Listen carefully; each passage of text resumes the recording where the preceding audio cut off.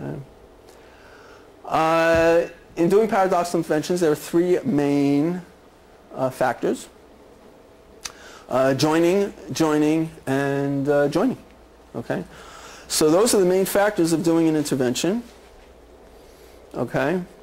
So they all have a common theme. So the 7 interventions that we're going to go over, what's kind of interesting about the 7 interventions, they're 7 different, they're officially different interventions, but you know what? They're all the same.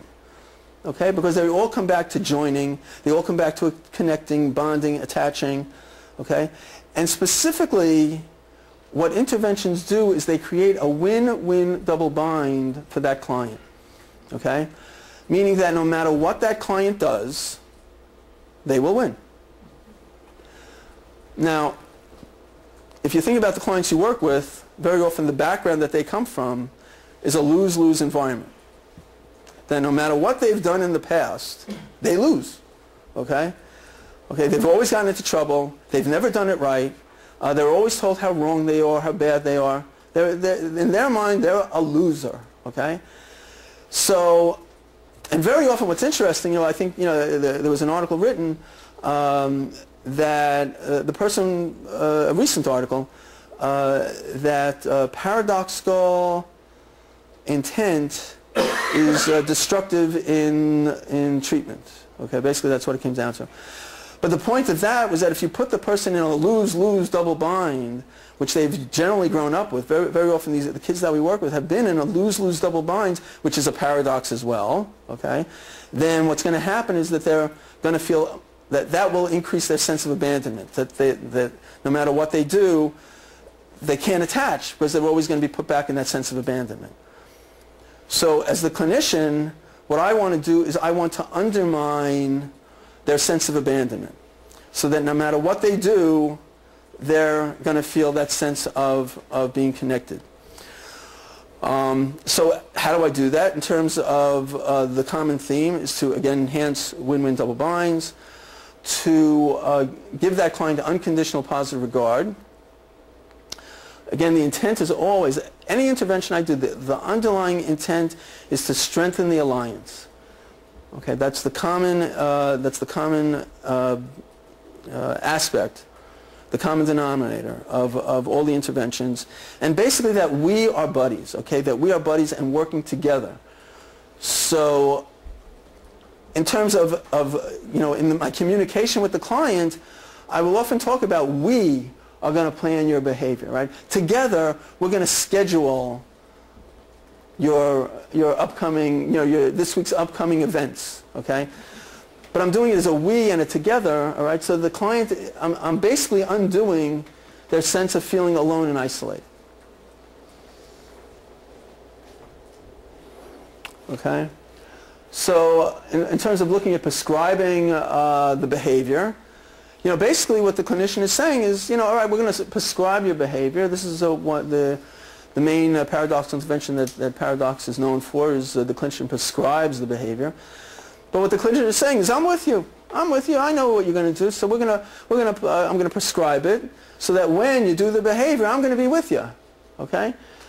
Right? So if you get a sense that, the example given before is that the couple they're prescribed to go home and argue. If you get a sense, if the clinician is prescribing that, then in the moment that argument starts, who's in the room? Right? The clinician, all right? In terms of predicting the pattern, I'm very logical with the client. I say, look, you've been doing this pattern over time. So I'm just looking at the future. It's logical to me, okay, if we're looking at the future, that you're more than likely to do that behavior again. Okay, so in predicting it, it's just, again, so in predicting it, my intent is that as the clinician, I'm going to be with them when they start doing their usual pattern of behavior. As I mentioned before, in scheduling and planning, we're going to do this together. You and me together are going to plan your behavior. Okay? In terms of positive reframing, I'm trying to get across to the client that I'm with you. Okay? I understand why you're doing that behavior. So I'm not telling you not to do it. okay, because I understand why that behavior would be positive. So if you're fighting with your mom, let me tell you something. I'm going to tell you right now. If you don't fight with your mom, okay, then you're going to both be very bored. Right? You're going to go home. You're not going to fight with her. You know, you guys are going to be sitting there twiddling your thumbs. You got nothing to do. All right? At least when you fight with your mother, you know, first of all, it keeps her engaged. It keeps her involved. And, you know, like that's the pattern that you guys have been always doing. Okay? So it's no big surprise when you get into a big fight. You know, and I'm telling you right now, if you don't argue with your mother, she's going to come in. I'm telling you right now. Right? This is what's going to happen. You're going to walk in, right? She's going to yell at you. Why is she going to yell at you? Because you didn't take the garbage out. Because you never take the garbage out, okay? So she's going to yell at you for taking out that you didn't take the garbage out. And when she says, you didn't take the garbage out, you know, why didn't you take the garbage out earlier today? What you're going to say is what you always say. Oh, you always bother me. You never leave me alone. Just get out of my life. You know the right words to say. You know what you always say. And then she, you know, so then you're going to be off to the races because she's going to say, oh, you know, you never helped me around the house, and you're, you know, and the whole thing, you know, is going to happen. Now, if you can get a sense, the kid goes home, and mom says what mom always says. You know, you didn't take the garbage out. Why didn't you take the garbage out? And we had planned that, obviously, that he's going to start yelling back at his mother, oh, you never, you know, bother me, you're always on my case. And now, the hope is that the kid's going to feel me on his shoulder, like, go ahead, good, tell him. You know, you're always on my case. Go ahead, tell him. And in that moment, the kid may go, nah. And he just walks away. So what happens is that the behavior literally evaporates. It's not like the kid's, thinking, okay, now, what do I say? Do I say it this way? Do I practice it this way? No. Okay?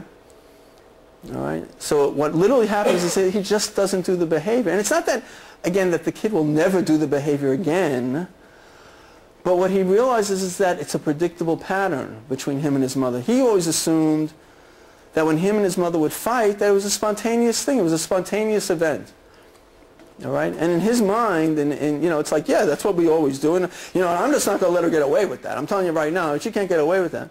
Well, of course she can't get away with that. I know that. You know, so you're going to have to argue right away. When she tells you you didn't take the garbage out, that's the first step. You know, that's, you know, station stop number 1. All right?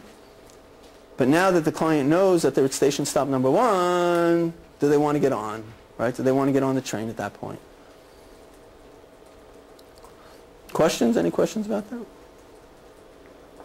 I'm thinking about the alliance that you're creating, this bond attachment with the therapist and the client. Mm-hmm. It seems to me that there's got to be a risk inherently of that bond that you create somehow can lead the client to think that you condone the behavior that you're trying to change. Right, okay, so your question is, are you condoning the behavior? Yes. Right.